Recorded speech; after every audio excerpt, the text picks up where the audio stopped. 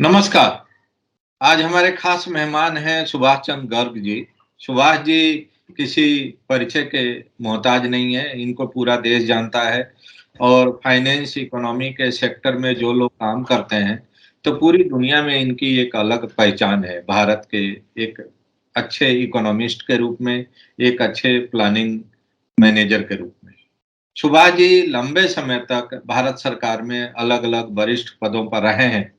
और इनकी नियुक्ति जब ये फाइनेंस डिपार्टमेंट में थे पॉलिसी प्लानिंग और फाइनेंस में, तो उस समय इन्होंने 3 यूनियन बजट पेश किया था। तो इनके क्रेडिट में और इनके अकाउंट में ये भी एक अपने आप में ऐतिहासिक काम है कि कोई फाइनेंस सेक्रेटरी 1 नहीं 3 यूनियन बजट पेश करे देश का।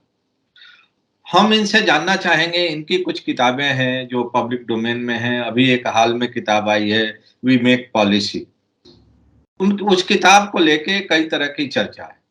सुभाष जी ने उस किताब में जितनी ईमानदारी से, जितनी साफगोई से और जितने कमिटमेंट के साथ फैक्ट्स को रखा है, वो शायद ही कम जो सीनियर ब्यूरोक्रेट हैं, उस तरह से खुल के बात रखते हैं पॉलिसी के बारे में, पॉलिसी प्रोसेस के बारे में, अप्रेज़ल को लेके और पॉलिसी को लेके जिस तरह की पॉलिटिक्स होती है, ख़ास तौर से फाइनेंस और प्लानिंग को लेके। आपका स्वागत है और अ, आई एम थैंकफुल कि आप मेरे इस इन्विटेशन को एक्सेप्ट किए और हमसे आज आप चर्चा कर रहे हैं। सबसे पहले मैं प्लेजर टू बी जी, विद यू। सर सबसे पहले तो मैं यही जानना चाहता हूँ कि जनरली देखा गया है कि जब लोग एक लंबी सेवा अवधि के बाद रिटायर होते हैं या किसी नए रोल में जाते हैं, तो वे नौकरी के दौरान जो खट्टे-मीठे अनुभव होते हैं, उसको बहुत ज़्यादा शेयर नहीं करना चाहते हैं।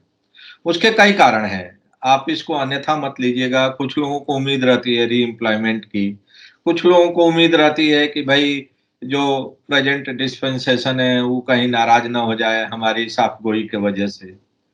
तो आपने एक के बाद एक कई ऐसी किताबें लिखी हैं, जो कि माइंड ब्लोइंग हैं, जो कि इंडियन इकोनॉमी के लिए, इंडिया के डेवलपमेंट के लिए और इंडिया के जो नीति निर्धारक लोग हैं, चाहे वो ब्यूरोक्रेट हैं या पॉलिटिशियन हैं, उनके लिए एक आई ओपनर है।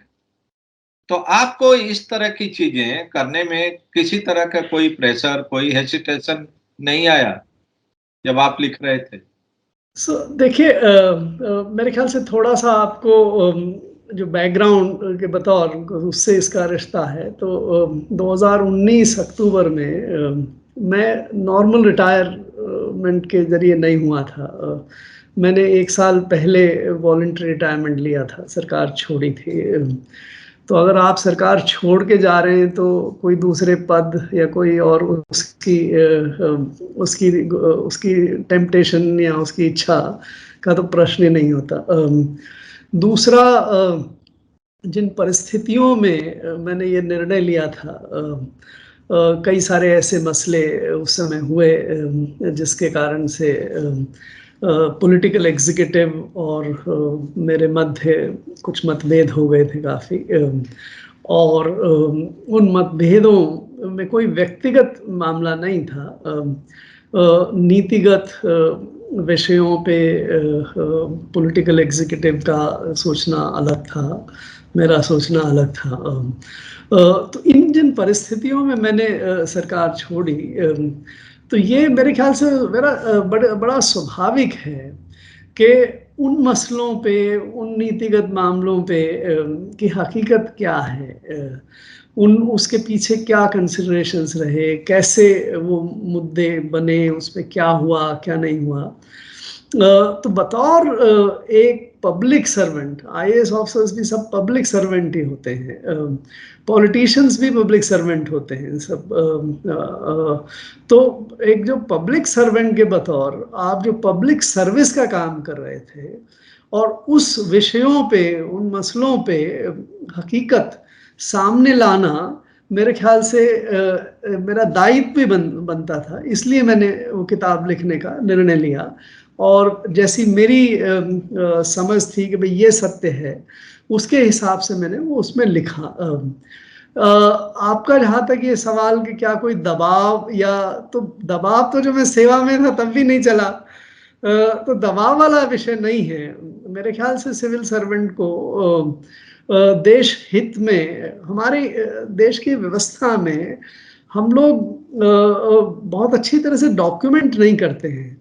जो सरकार में जिस तरह से निर्णय होते हैं, क्योंकि ये होते तो सब पब्लिक के हिसाब से पब्लिक को वाइटली अफेक्ट करते हैं, लेकिन उसको एक डॉक्यूमेंट करने का तरीका हमारे यहाँ पे नहीं है, एक प्रथा भी नहीं है। तो मैंने सोचा कि इस माध्यम से मैं उस कालखंड को और उन विषयों को एक तरह से पब्लिकली डॉक्यूमेंट करके रख दूं। तो ये कारण थे कि क्यों लिखा। मेरे पे सेवा में भी कोई दबाव नहीं था, ना कोई अभी दबाव है। सर, जहाँ तक मैं आपकी किताबों को पढ़ा हूँ और जितना समझ पाया हूँ, जो आपकी पर्सनैलिटी के बारे में जब आप नौकरी में थे तब भी हम लोग सुना करते थे और आपके एक्शन को भी देखने को मौका मिला काफ़ी क्लोज़ली। तो ये कहा जा सकता है कि जो एनडीए का जो फर्स्ट टेन्योर था और उसमें तमाम ऐसे जल्दबाजी में कंट्रोवर्शियल निर्णय लिए गए जिसका कि नेगेटिव इम्पैक्ट पड़ा है देश की इकोनॉमी पर, देश के ग्रोथ पर और देश की हम कहें कि इकोनॉमिक सॉवरेनिटी पर। तो मेरा असेसमेंट तो उसके विपरीत है जो आप कह रहे हैं। जो एनडीए का या मोदी गवर्नमेंट का जो पहला टेन्योर था 5 साल का, 2014 से 2019, उसमें एक्चुअली गवर्नमेंट ने बहुत फैसले किए। उनमें कंट्रोवर्सीज कभी भी हो सकती हैं, किसी भी फैसले के बारे में कंट्रोवर्सी हो सकती है, क्योंकि कोई भी फैसले आप करो वो कुछ लोगों को बहुत पॉजिटिवली इफेक्ट करते हैं, कुछ लोगों को नेगेटिवली इफेक्ट करते हैं। तो जिसका हित थोड़ा कम होता हो वो उस चीज़ को रेस कर सकता है। बट अगर आप ऑब्जेक्टिवली देखें तो पहला टेन्योर जो था उसमें सरकार ने बहुत अच्छे कॉम्पिटेंट इकोनॉमिस्ट ऑफिसर्स का इस्तेमाल किया, कई बड़े फैसले किए, जीएसटी, आईबीसी और ये ब्लैक मनी से लेके बहुत सारी स्कीम्स ऐसी चलाई, चाहे उज्ज्वला हो, चाहे ये पावर वाली स्कीम हो, या हेल्थ में आयुष्मान भारत हो। बहुत सारी स्कीम्स ऐसी चलाई जिसका बड़ा पॉजिटिव इफेक्ट हुआ। और उसका रिजल्ट भी ये रहा कि अगर आप देखें पहला टेन्योर 5 साल का, उसमें देश की ग्रोथ भी काफ़ी अच्छी रही, 7.5% के आसपास की एवरेज ग्रोथ रही। उसके मुकाबले दूसरा जो टेन्योर है उसमें परफॉर्मेंस बहुत कमज़ोर रही है। लोग भी जो इस्तेमाल हो रहे हैं, जो काम कर रहे हैं, उनकी भी रिलेटिवली इंडिपेंडेंस, उनकी अपनी सॉर्ट ऑफ स्टैचर, वो चीज़ रिलेटिवली कम है। बहुत सारे इंस्टीट्यूशंस जो हैं उसमें या तो लॉयलिस्ट हैं या जो सरकार की तरह से बात करने में विश्वास रखते हैं, उस तरह के लोग हैं।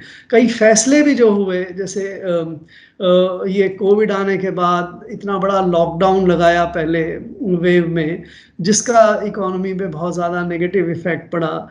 पहली बार हमें देश में कॉन्ट्रैक्शन देखना पड़ा, हमारी जीडीपी ग्रोथ नेगेटिव हुई 6% के आसपास। और उसका रिजल्ट ये है कि इस 5 साल में जो हमारी एवरेज ग्रोथ होगी वो 4% से भी कम होगी। ये विरोधाभास, ये कॉन्ट्रास्टिंग परफॉर्मेंस आप समझ सकते हैं कि पहले टेन्योर में ग्रोथ का रिकॉर्ड जो था वो किसी भी 5 साल की गवर्नमेंट के मुकाबले काफ़ी बेहतर और सबसे बेहतर किस्म का रिकॉर्ड रहा था। और ये 4-5 साल में जो 4% से कम की ग्रोथ रेट है वो हिंदुस्तान के किसी भी 5 साल के टेन्योर से कम है। सो ये कहना मेरे ख्याल से सही नहीं है कि फर्स्ट टेन्योर में कमज़ोरी थी या गलत फैसले हुए। फर्स्ट टेन्योर काफ़ी सक्सेसफुल रहा। मेरे हिसाब से तो सेकंड टेन्योर जो है उसमें ज़्यादा प्रॉब्लम है। सर, जो निर्णय लिए गए, उदाहरण के तौर पर रिकैपिटलाइजेशन ऑफ बैंकिंग सेक्टर का निर्णय था, उर्जित पटेल का रेजिग्नेशन का इशू था, इसके अलावा नेशनल एसेट के मोनेटाइजेशन का इशू था, या फार्मर्स को उनके सपोर्ट प्राइस देने के सवाल थे। क्या इन फैसलों में भी आपको लगता है कि उतनी सोच समझ के फैसले नहीं लिए गए, कि पॉलिटिक्स ज़्यादा रही और इकोनॉमी और ग्रोथ और डेवलपमेंट को उतना तरजीह नहीं दिया गया इन फैसलों को करते समय? और जिस डिसग्रेसफुल तरीके से उर्जित पटेल को जाना पड़ा, वो आप एक अच्छा संकेत मानते हैं एक किसी भी हेल्दी इकोनॉमी के लिए और फाइनेंशियल डिसिप्लिन के लिए? देखिए, उर्जित पटेल के जाने का निर्णय जो था, ये उनको किसी ने फ़ोर्स नहीं किया था। मैंने किताब में काफ़ी विस्तार से डिस्क्राइब किया हुआ है कि एक बार जब थोड़ी-सी सहमति बनने लगी कैपिटल फ्रेमवर्क, सरप्लस के बारे में और दूसरे मुद्दों के बारे में, तो हम तो एक्चुअली हमें तो हमारा इम्प्रेशन तो ये था कि अब वो स्टे करेंगे और अपना काम करते रहेंगे। सडनली उन्होंने निर्णय लिया 10 दिसंबर के आसपास अपना रेजिग्नेशन आरबीआई की वेबसाइट पे ही पोस्ट करके और वो चले गए। किसी को कहा नहीं, किसी को बताया नहीं, औपचारिक रूप से भी। तो ये जहाँ तक उनका निर्णय था, वो मेरे ख़्याल से उनका अपना निर्णय माना जाना चाहिए। सरकार में से किसी ने उनको इस दिशा में या इस कदम को उठाने के लिए उनको मजबूर नहीं किया। जो आप दूसरे और 3 मसलों के बारे में आपने अभी चर्चा की, उसमें से बैंक रिकैपिटलाइज़ेशन का अगर मुद्दा देखें, तो बैंकों की हालत तो बहुत ख़राब हो गई थी पब्लिक सेक्टर बैंक्स की। इतने सारे एनपीएस थे तो आपके पास कुछ विकल्प पॉलिसी के रूप में रहते हैं। या तो आप इन बैंकों को प्राइवेटाइज़ करिए ताकि प्राइवेट सेक्टर इन बैंकों को ठीक से चला पाए, या आप इनकी कैपिटल सरकार से प्रोवाइड करिए ताकि इनकी जो लॉसेस के कारण से बैलेंस शीट बिगड़ गई, नेटवर्थ ख़राब हो गई, वो ठीक हो सके, या आप इनकी कैपिटल इनसे कहिए कि बाज़ार से लेके अपनी ज़रूरत को पूरा करें। तो सरकार इस स्थिति में नहीं थी, उन्होंने निर्णय नहीं किया कि प्राइवेटाइजेशन किया जाए और ना बाज़ार में इनकी इक्विटी को कोई लेने के लिए तैयार था क्योंकि इतनी सारी जब लॉसेस के कारण से इनके प्राइसेस गिर गए। हालाँकि मेरे अपने राय में तो उनको जिस भी दाम पे मिल रही थी दे देनी चाहिए थी और बाज़ार से रेज़ करनी चाहिए थी। लेकिन कैपिटल तो देनी थी। तो सरकार ने ये निर्णय लिया कि भाई 3-1 लाख करोड़ रुपए की कैपिटल इसमें इन्वेस्ट की। ये निर्णय अपने आप में गलत नहीं है और इन तीनों विकल्पों पे कोई भी आप निर्णय ले सकते हैं। एक जो एपिसोड मैंने अपनी किताब में डिस्क्राइब किया है, वो इस बात को बताता है कि कुछ जो बैंक को पीसीए फ्रेमवर्क में ले आई थी रिजर्व बैंक, जिसके कारण से वो लोन वगैरह देने में उनको लोन देने वगैरह में मनाही हो गई थी। तो उसके लिए जो सरकार जल्दबाजी में इलेक्शन से पहले उसको पीसीए फ्रेमवर्क से निकालने के लिए और ज़रूरत से ज़्यादा कैपिटल जो देना चाहती थी, उसका मैंने विरोध किया था और उसमें कोई बात नहीं है। वित्त मंत्री अरुण जेटली ने उसको ओवररूल कर दिया। उनकी सक्षमता थी, वो निर्णय हो गया, उसमें कोई बात नहीं। वो मैंने केवल निर्णय पूरी तरह से डिस्क्राइब किया है। जो आप दूसरे और 2 मसले मोनेटाइजेशन वाला, मोनेटाइजेशन बहुत ज़रूरी था। हम लोगों ने प्रस्तावित किया, बजट में अनाउंस कराया इकोनॉमिक अफेयर से, लेकिन सरकार ने एक मेरे नज़र से तो गलत निर्णय लेके ये जो हमारा एक दूसरा विभाग है दीपम, उसको ये काम दे दिया। दीपम डिसइन्वेस्टमेंट और प्राइवेटाइजेशन को ही मुश्किल से कर पाता है और उसमें ये अपनी असेट्स का मोनेटाइजेशन करना तो और मुश्किल है उनके लिए। तो वो निर्णय गलत साबित हुआ, उसके ऊपर मैंने कमेंट किया हुआ है। फिर सरकार ये एक मोनेटाइजेशन पाइपलाइन लेके आई, उसमें भी पाइपलाइन में कुछ नहीं हुआ क्योंकि सरकार हम लोगों ने 6 एयरपोर्ट्स का मोनेटाइजेशन किया था।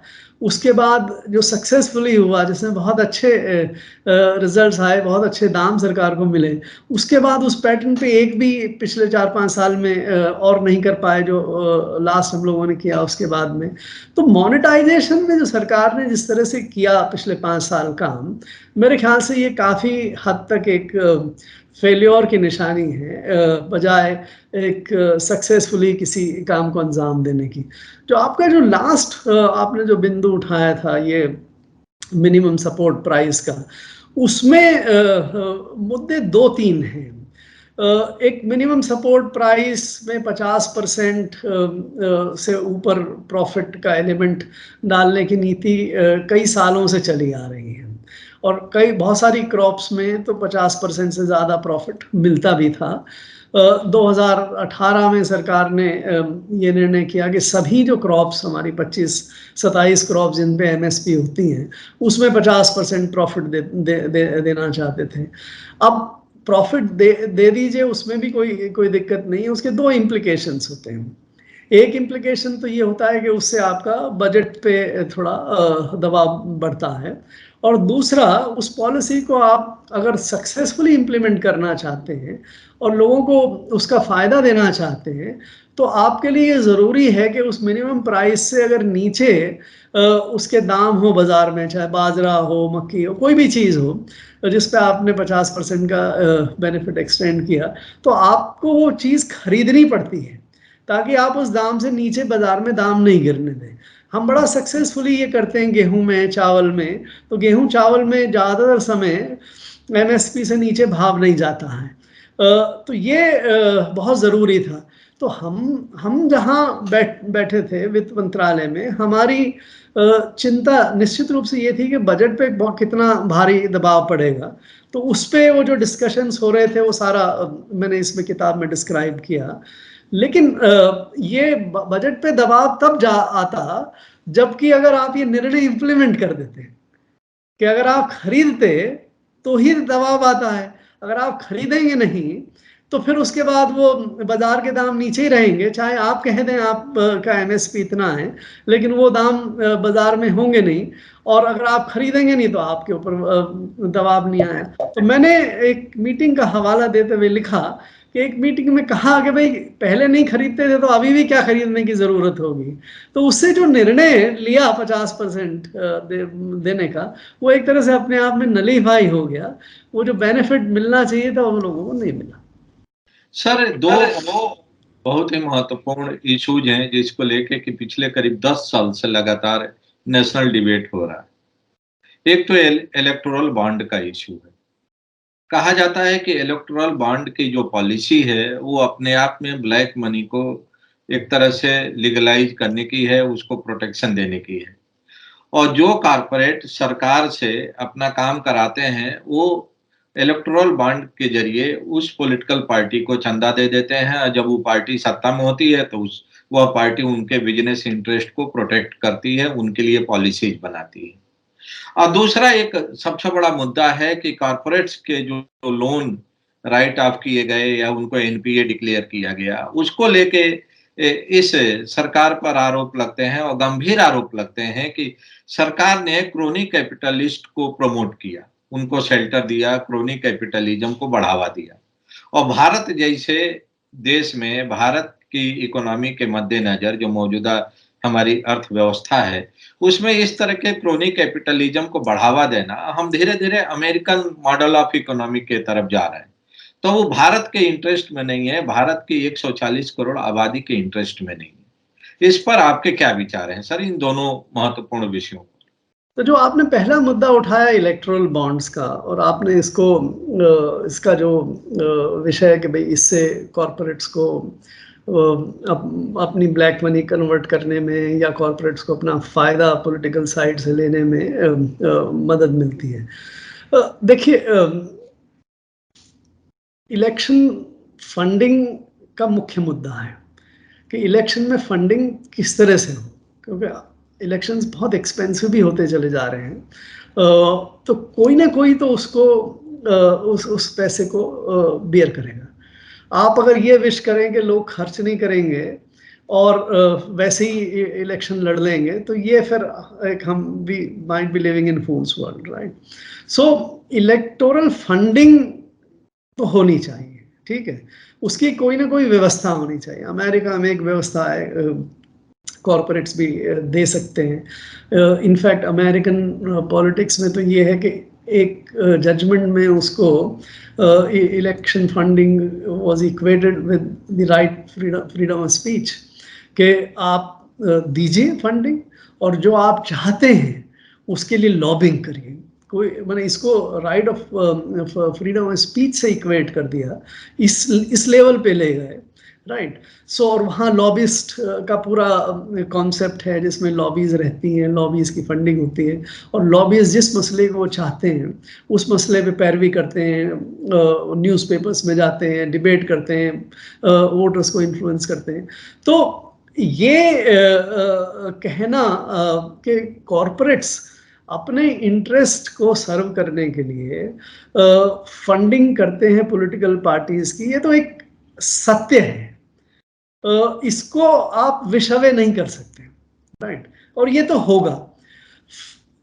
उसके बाद मुद्दा ये आता है कि आप purity of politics, political funding में आप क्या व्यवस्था करें कि पॉलिटिकल फंडिंग भी हो जाए, इलेक्शन फंडिंग भी हो जाए, और ऐसा फेयर सिस्टम भी रहे जिससे सरकार जो है वो, अपोजिशन जो है उसको भी फंडिंग का बेनिफिट मिले, और कॉरपोरेट्स भी बिना कोई ब्लैक मनी इस्तेमाल किए हुए अपने अकाउंट्स में से पैसा निकाल के और पॉलिटिकल फंडिंग करें।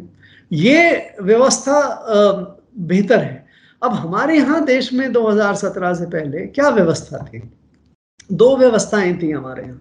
एक व्यवस्था तो थी जो ऑफिशियल कॉरपोरेट फंडिंग के नियम बने थे। कोई भी कंपनी अपने बैलेंस शीट में से, अपने अकाउंट्स में से पॉलिटिकल फंडिंग कर सकती थी, उसको अपना एक्सपेंडिचर मान सकती थी, और उसको उस पर टैक्स बेनिफिट भी मिलता था। ये तो एक बिल्कुल ट्रांसपेरेंट और उचित तरीके का पॉलिटिकल फंडिंग, बट इसको कोई करता नहीं था। एक दो बड़ी कंपनियों को छोड़ के जिन्होंने ट्रस्ट वगैरह बना के फंडिंग किए, ज़्यादातर लोग इसको नहीं करते थे। और वो क्यों नहीं करते थे? वो इसलिए नहीं करते थे कि आप अगर बैलेंस शीट में बताएंगे कि आपने एक्स पार्टी को इतना रुपया दिया, वाई पार्टी को इतना रुपया दिया, या एक्स कैंडिडेट को इतना रुपया दिया और वाई कैंडिडेट को इतना रुपया दिया, तो जैसी हमारी फ्रैक्शस इलेक्टोरल पॉलिटिक्स है, जब वो सत्ता से जाए बाहर तो फिर कॉन्सिक्वेंसेज रिजल्ट होते हैं, या आप अपोजिशन को किसी को दे रहे हैं तो रूलिंग पार्टी आपसे नाराज हो जाती है। तो उस सब कारणों से जो ऑफिशियल ट्रांसपेरेंट फंडिंग का तरीका हमारे देश में था उसका इस्तेमाल नहीं होता था। दूसरा पॉलिटिकल फंडिंग क्या थी? दूसरी पॉलिटिकल फंडिंग ये थी कि 20,000 रुपए से कम का अगर कैश में आप डोनेशन देते हैं तो आपको ये बताने की जरूरत नहीं है पॉलिटिकल पार्टी को कि आपको किसने डोनेशन दिया। तो सारे लोग इस रूट को इस्तेमाल करते थे, और जो कंपनियां भी थी वो एक्चुअली अपने बैलेंस शीट में से, अपनी कंपनी के अकाउंट में से पैसे निकाल के, ओवर बिलिंग करके, अंडर बिलिंग करके, फलाना ढिकड़ा किसी भी तरह से उसको कैश में कन्वर्ट करके, और फिर उनको पॉलिटिकल पार्टीज को देती थी, और वो भी 20-20 हज़ार रुपए से कम के नीचे, ताकि उनको ये ना बताना पड़े कि किसको दिया। ये व्यवस्था थी देश में 2017 में। और 95% से ज़्यादा जो फंडिंग है वो इस तरह से कैश में अनअकाउंटेड रूप से पॉलिटिकल पार्टीज के पास आती थी। अब वो उनके पास कैश में आता था तो पॉलिटिकल पार्टीज के साथ ये भी प्रॉब्लम है कि उनको खर्चा भी कैश में करना पड़ेगा, क्योंकि जब उनके अकाउंट में कोई ढंग से पैसा है नहीं तो फिर वो खर्चा भी ज़्यादातर कैश में करते थे। तो जो इलेक्टोरल बॉन्ड की स्कीम सरकार लेके आई, ये कंप्रोमाइज तो था, लेकिन ये जो व्यवस्था थी उससे कहीं बेहतर कंप्रोमाइज था। इसमें ये हुआ कि भाई आप जो कॉरपोरेट है वो अपने अकाउंट्स में KYC करा के अपने अकाउंट से डोनेशन दे सकता है, पॉलिटिकल फंडिंग किसी को भी, लेकिन उसको ये बताना जरूरी नहीं है अकाउंट्स में कहीं पे भी कि किसको आपने फंडिंग की, ताकि उसकी सुरक्षा रहे, उसको ये कॉन्सिक्वेंसेस का डर ना रहे, और वो अगर चाहे अपोजिशन को देना चाहे तो दे भी सकता, राइट।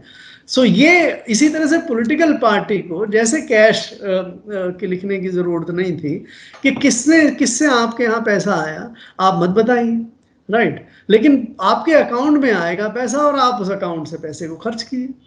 तो जो ये व्यवस्था सरकार लेके आई थी 2017 में, वो एग्जिस्टिंग व्यवस्था से कहीं कहीं बेहतर थी।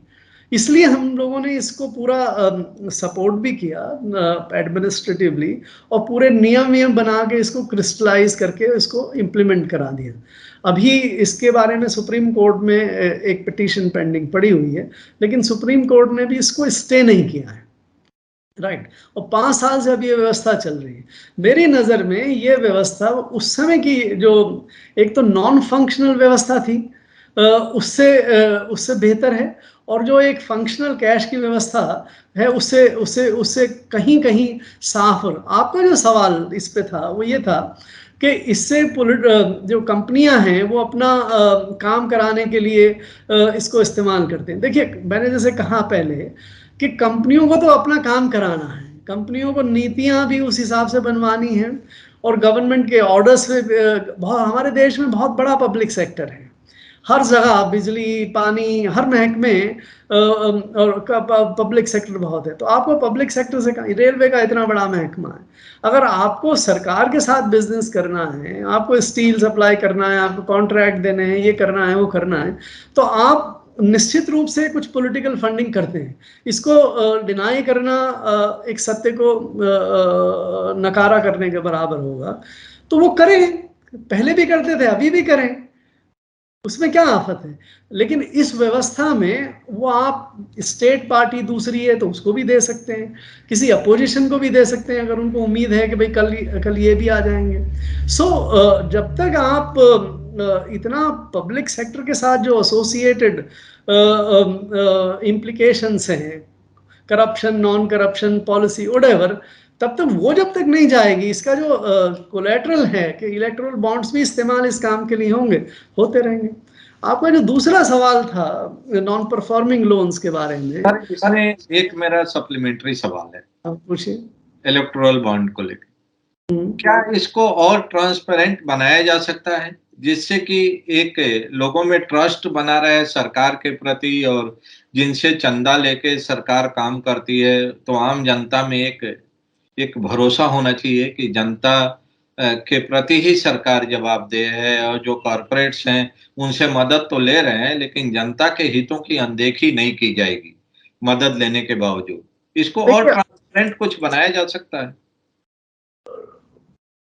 जहां तक कॉरपोरेट फंडिंग को ट्रांसपेरेंट बनाने का, जैसे इस किताब में भी काफी जिक्र किया है कि उर्जित पटेल का एक प्रस्ताव आया कि भाई आप इसको डिजिटल बॉन्ड्स के रूप में दो और पूरी ट्रेल रह जाए, और उसके बाद आरबीआई अकेली इशू कर दे।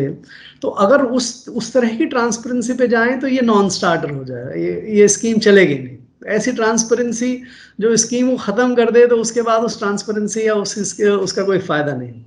बट दूसरी जो हमारे यहाँ पे एक प्रॉब्लम है, बहुत समय पहले 25 पैसे की मेंबरशिप के कारण से काफ़ी योगदान आता था कांग्रेस को, इस पार्टी को, लेकिन अब हमारे यहाँ रिटेल कंट्रीब्यूशन पॉलिटिकली नहीं आता है। अमेरिका में है $25 तक आप दे सकते हैं बिल्कुल ट्रांसपेरेंटली।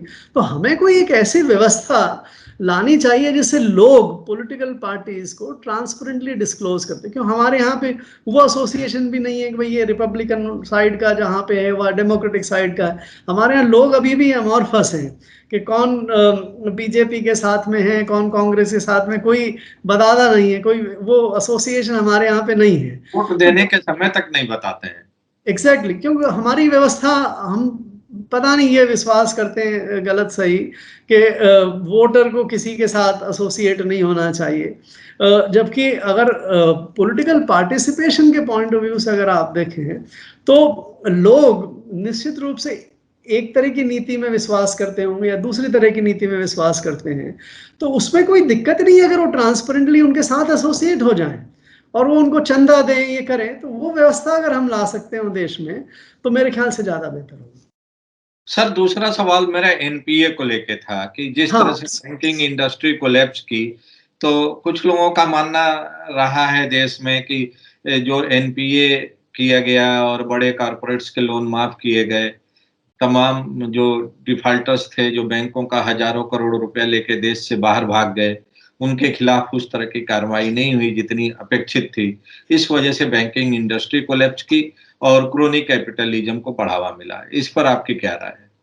ये क्रोनी कैपिटलिज्म का जो ओरिजिन है वो हमारी 60s और 70s में जो हमने हमारे देश में सोशलिस्ट पैटर्न सोसाइटी या बैंकों का नेशनलाइजेशन पूरा का पूरा कर देना, इंडस्ट्रीज को सरकार टेक ओवर कर ली, ये वहाँ पे आता है। तो अब अगर आप अपने आप को 1970s में ले जाएं एक मिनट के लिए, तो उस समय अगर कोई बिजनेस करना चाहे, एक तो उसको कम ही क्षेत्रों में बिजनेस कर सकता था, बहुत सारा तो सरकार ने अपने पास ले लिया था, पब्लिक सेक्टर के लिए रिजर्व कर दिया था। लेकिन जो आपके पास था काम, जिसमें आप काम कर सकते थे, अगर आप कोई भी काम करना चाहें उस समय, तो आपको अपनी कैपिटल चाहिए। कैपिटल देश में बहुत कम थी, साथ में लोन चाहिए। आप कहाँ से लेंगे? आपके पास कोई व्यवस्था नहीं थी अदर देन कि भाई आप ये पब्लिक सेक्टर बैंक से पास जाइए।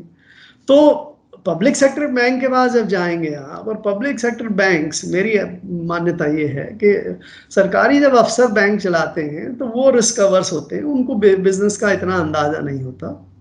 वो ज़्यादा प्रोसीजरल लैंडिंग करते हैं कि भाई मैं कागज़ पे सेफ रहना चाहिए कि भाई इसमें मैं लोन दे सकता हूँ या नहीं दे सकता हूँ, बजाय रिस्क टेकिंग कि भाई ये बिज़नेस जो कर रहा है उस बिज़नेस में प्रॉफिट होगा, उससे मेरा पैसा वापस आएगा।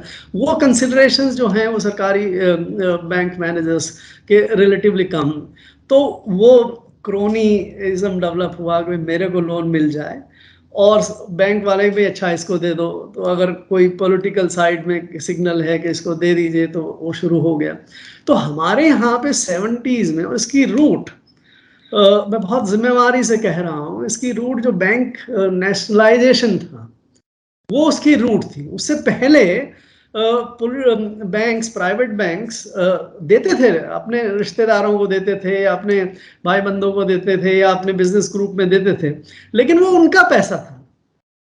ये सरकार की कैपिटल नहीं थी, ये सरकार का पैसा नहीं था, जनता की डिपॉजिट रिलेटिवली कम थी, और उनको रेगुलेट करने के अपने साधन थे। तो जब ये हमारी देश की व्यवस्था बन गई तो क्रोनी कैपिटलिज्म शुरू हो गया, और ये तब से चला आ रहा है।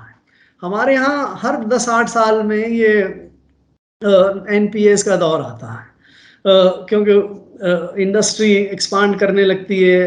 जब 2000 के आसपास, 2004-5 के, वो दुनिया भर में ग्रोथ इतनी बढ़ी, हिंदुस्तान में भी ग्रोथ इतनी बढ़ी, तो बहुत इन्वेस्टमेंट हुआ हर चीज़ में, पावर, स्टील, एल्यूमिनियम, आप कुछ भी ले लीजिए, उन सब में इन्वेस्टमेंट हुआ। तो आपको फिर कर्जा कहाँ से चाहिए? आपने बैंकों से कर्जा लिया।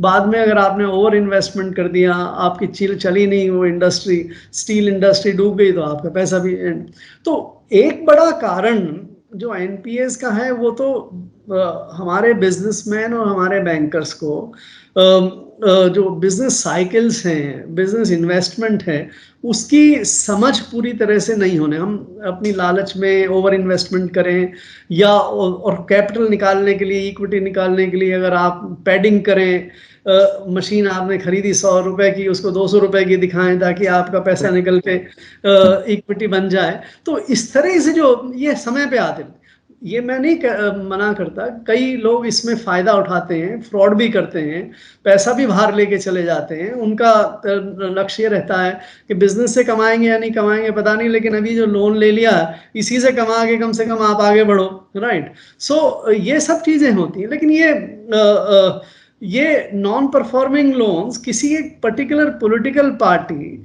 या एक पर्टिकुलर ग्रुप के साथ एसोसिएट करना मेरे ख्याल से उचित नहीं होगा। हम अगर आने वाले समय में अब तो खैर कुछ तो हो गया, हमारे यहाँ प्राइवेट सेक्टर बैंकिंग वापस से काफ़ी बढ़ गई है, पब्लिक सेक्टर बैंकिंग घट के करीब 50-55-60% के आसपास आ गई है, धीरे धीरे और कम हो रही है। सो अगर हम अपना पब्लिक सेक्टर बैंकिंग को वापस से प्राइवेट सेक्टर बैंकिंग में कर दें, तो फिर क्रोनी कैपिटलिज्म का हिस्सा अपने आप ही खत्म हो जाएगा। सर, आप इकोनॉमिक अफेयर्स मंत्रालय में सेक्रेटरी थे और काफ़ी महत्वपूर्ण आपने रोल प्ले किया था। क्या इसमें सच्चाई है कि जो बैंकों का पैसा लेके देश से भाग गए बड़े-बड़े पूंजीपति, उसमें सरकार की कहीं न कहीं ढिलाई थी या मिलीभगत थी? आपका क्या एक्सपीरियंस रहा है इस मामले में? ये मेरे लिए कहना मुश्किल है, क्योंकि ये डिपेंड करता है उस पर्टिकुलर केस के फैक्ट्स पे। अब ये नीरव मोदी चले गए या नहीं चले गए, दूसरे लोग चले गए, ले गए, नहीं ले गए, एयरलाइन उसकी मलाया कि चली, नहीं चली, ये these are very detailed issues जिसमें फैक्ट्स मेरे पास नहीं है। इसलिए मेरा किसी अथॉरिटेटिवली या विश्वास के साथ ये कहना कि भाई इसमें किसी ने जानबूझ के किया या जाने दिया या नहीं जाने दिया, ये मेरे लिए कहना मुश्किल है। अब मैं सर शुरुआत में चल रहा हूँ, जब शुरुआत में हम लोगों ने बातचीत का सिलसिला शुरू किया, तो उस समय जो आपकी तरफ से बातें बताई गई, उसमें मैं जो समझ पाया, हो सकता है कि शायद मैं गलत समझा हूँ, आप उसको करेक्ट कर दीजिएगा, कि आपने कहा कि फर्स्ट टेन्योर तो ठीक था एनडीए का, जो सेकंड टेन्योर आया, उसमें तमाम ऐसे लोग उन जिम्मेदार पदों पर लगा दिए गए, जो कि उन कामों के लिए एक्सपर्ट नहीं थे या उतने स्किल्ड नहीं थे। तो क्या माना जाए कि जो सेकंड टेन्योर है मौजूदा एनडीए सरकार का, वो कहीं न कहीं पॉलिसी पैरालिसिस से प्रभावित है, या अनस्किल्ड लोगों के द्वारा स्किल्ड जॉब को मैनेज किया जा रहा है ज़्यादातर मंत्रालयों में? मैंने एक लेख भी लिखा था और 2-4 बार टेलीविज़न डिबेट्स में मैंने ये कहा, ये पॉलिसी पैरालिसिस तो नहीं है, बिकॉज़ ये गवर्नमेंट डिसीज़न तो बहुत लेती है। सो पैरालिसिस इज़ कि जब आप निर्णय नहीं ले रहे हो। गलत निर्णय ले रहे हो तो वो पैरालिसिस नहीं है, राइट? या सही निर्णय नहीं ले रहे हैं तो वो पैरालिसिस नहीं है, लेकिन निर्णय तो आप ले रहे हैं। तो मैंने इसको कैटेगराइज़ किया था पॉलिसी स्टेसिस, कि आप एक स्टेटस को वाली स्थिति में आ जाते हैं, ऐसे निर्णय लेते हैं जिससे आप आगे नहीं बढ़ पाते, राइट? सो आप चाहे कई सारी चीज़ों में आप प्राइवेटाइजेशन में देख लीजिए, डिसइन्वेस्टमेंट में देख लीजिए, ग्रोथ की तो हमने बात ही की, पब्लिक सेक्टर, ये मिनिमम गवर्नमेंट मैक्सिमम गवर्नेंस की नीतिगत, इवन फ्रीबीज को ख़त्म करने, ये बहुत सारे रिफॉर्म्स एग्रीकल्चर में या इंडस्ट्री में रिफॉर्म, ऐसे निर्णय हुए हैं जो हार्ड रिफॉर्म नहीं है। ज़्यादा फ्रीबीज या ज़्यादा सब्सिडीज या ऐसे सपोर्ट देने के वाले ज़्यादा निर्णय हैं, और जिनका परिणाम भी सामने आता है। और जो एक एसोसिएटेड एस्पेक्ट जो आप कह रहे हैं, हम अगर पूरा इस सेकंड टेन्योर के रिकॉर्ड को ढंग से देखें, बहुत सारे जो इंस्टीट्यूशंस हैं हमारे देश के, उन पदों पे उनके पद खाली पड़े हाँ, मैं ये पूछने वाला था। जैसे आप इंफॉर्मेशन कमीशन में देखिए, कहते हैं आज के दिन तो शायद 1-2 बहुत सारे पदों पे लोग नहीं लगे हुए, खाली पड़े हैं, देर लगती है, समय लगी है। अगर आप उस दृष्टिकोण से देखें, जैसे पहले टेन्योर में बहुत सारे एमिनेंट इकोनॉमिस्ट वगैरह आए, जिन्होंने चाहे रिजर्व बैंक में हो, चाहे नीति इनमें हो, वो उस सेकंड टेन्योर में नहीं आए। ज़्यादातर जगह सरकारी अफसर, और वो सरकारी अफसर जो आपके साथ काम किए हैं, वो ज़्यादा निर्णायक स्थिति में लगे। तो इन सब का फ़र्क पड़ता है, आप चाहें या ना चाहें, माने या ना माने, कॉम्पिटेंस का कोई विकल्प नहीं है, और इंडिपेंडेंट कॉम्पिटेंस का कोई विकल्प नहीं है। आप अपने थोड़े समय में ही आपको वो निर्णयों के उस व्यवस्था के परिणाम सामने आने लग जाते हैं। थैंक यू सर, इतनी महत्वपूर्ण जानकारी साझा। शुक्रिया, थैंक यू, बाय बाय।